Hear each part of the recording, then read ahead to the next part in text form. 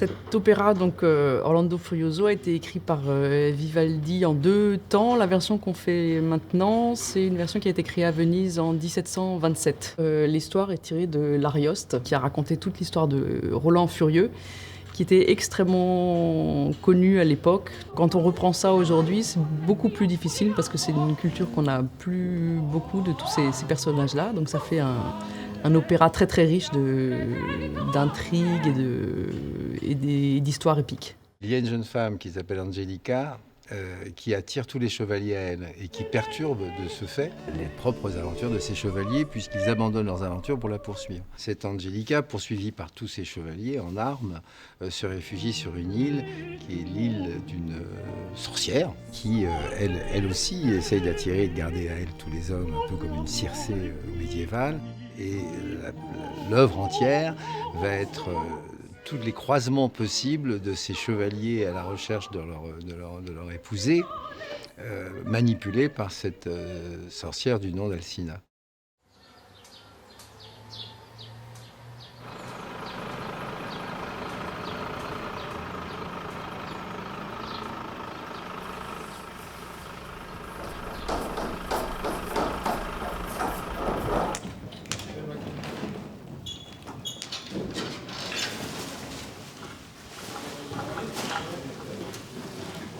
Il y a un travail déjà préparatoire des créateurs, c'est-à-dire de la scénographe et de l'éclairagiste qui ont travaillé en amont avec le metteur en scène pour proposer un décor, le faire construire, etc. Alors depuis hier, on a réceptionné le décor qui a été livré des ateliers de Villeurbanne, où il a été construit, préparé.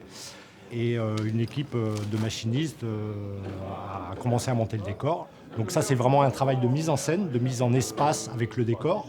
Parce que les solistes vont découvrir le décor. Ils ont travaillé pour l'instant avec des maquettes, ils ont vu les éléments de décor, mais là, ils vont s'en rendre compte in situ.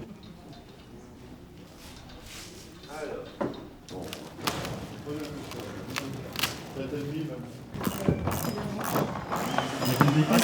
oui, c'est pas aujourd'hui, hein, mais... Oui, bien sûr. 2 fois 6,5 m. C'est pas un décor qui est compliqué. Il y a des panneaux qui vont bouger un peu sur scène, mais ça, c'est même pas la technique qui va intervenir dessus, c'est les décoristes qui vont manipuler en jeu. Nous, ce qu'on va simplement avoir à manipuler, ce sont tous les panneaux qui viennent des cintres, qui viennent de là-haut. Donc on a plusieurs personnes qui sont là-haut, qui vont manipuler à des moments précis, avec des tops précis. Tu peux faire sous le long sans... Il en fallait 4. T'en as ramené combien? Donc là, on a de la marche pour appuyer le panneau du lointain au cas où. Mon rôle est d'organiser toutes les lumières pour le spectacle, scène par scène, et en collaboration avec Fanny, qui est la scénographe. Moi, mon travail, c'est d'être l'œil. Voilà. En gros, c'est d'être l'œil et de dire, bah non, moi, je veux cette couleur, je veux cette direction, je veux ça, je veux cette intensité-là, je veux que ça change en tant de temps, voilà. Il y a le régisseur lumière, qui est Jean, qui lui se charge de coordonner ses équipes. Il aide à monter voilà, ce qui est purement technique, projecteur, branchement, câblage, tout ça. Donc on travaille vraiment en relation et lui après rentre à son beau jeu d'or tout neuf. Ça on appelle cette étape la conduite et il se régale à rentrer à toute vitesse ce que je lui demande par numéro de circuit, voilà. Et après c'est enregistré, donc après c'est des questions de tempo et tout, et l'appareil reproduit ce qu'on lui a demandé.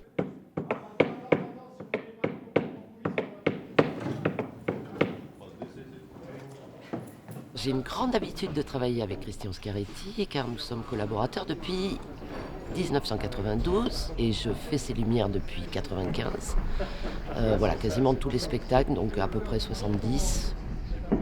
Julia, Oui. regarde bien parce que moi je pense que les tranches devraient être velours.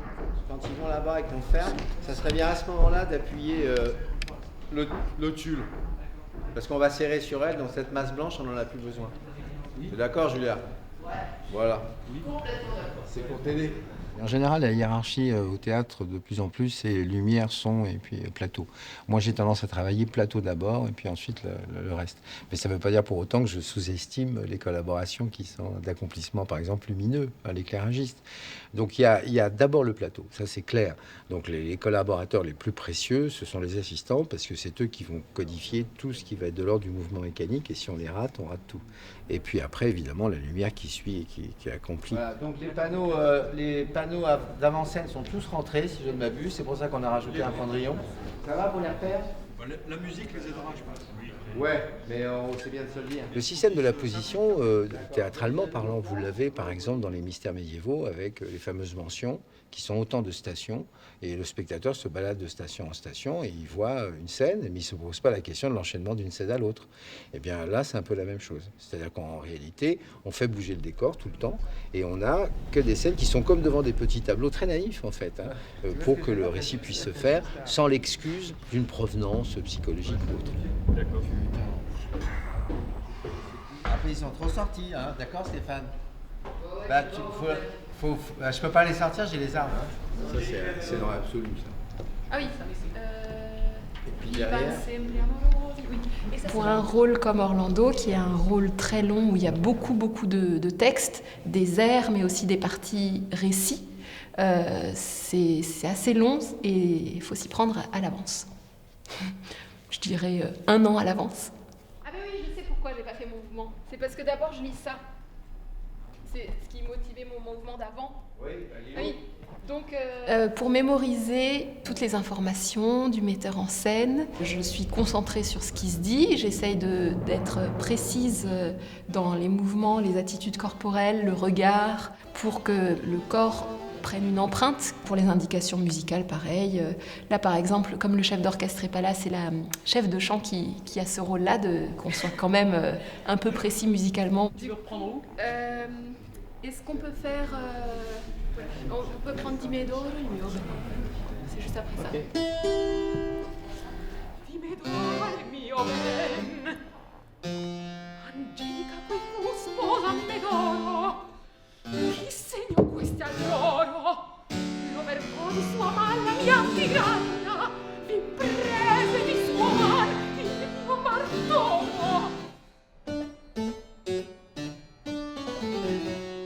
Io ti getto e vai tu svergo.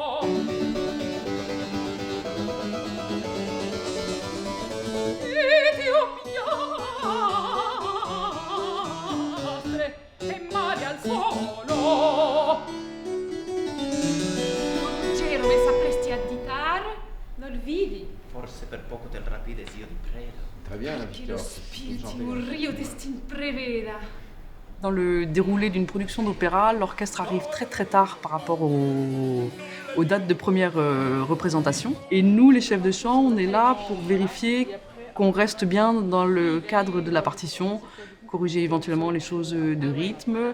On a après un travail aussi plus spécifique avec les chanteurs pour s'assurer par exemple de la bonne diction de leur personnage. Je ne comprends pas le V de Dove. Là, je l'ai compris, mais là, il y en a mis 2, c'est un seul. Dove, pas Dove, un seul V.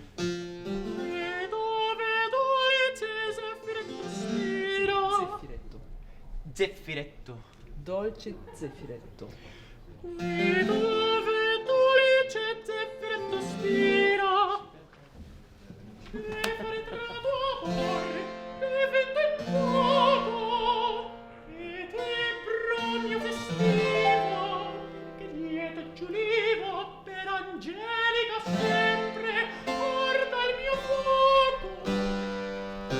Ensuite, là, il va y avoir l'orchestre qui va arriver. Et donc là, on va refaire la même chose. On va refaire des répétitions, mais là, avec tout le monde.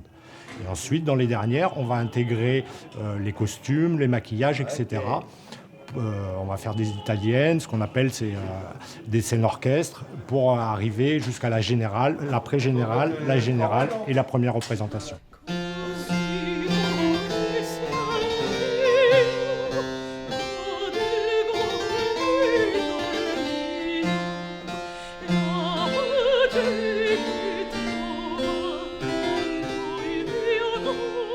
j'essaie de privilégier les places pour le chant. J'ai toujours considéré que la mise en scène était seconde, elle est au service. C'est pas l'inverse, quoi. Ils sont pas à mon service, c'est moi qui suis au service. Moi, je trouve qu'il y a des choses qui vont être très belles. L'interprétation, je les sens, je les vois, je les perçois.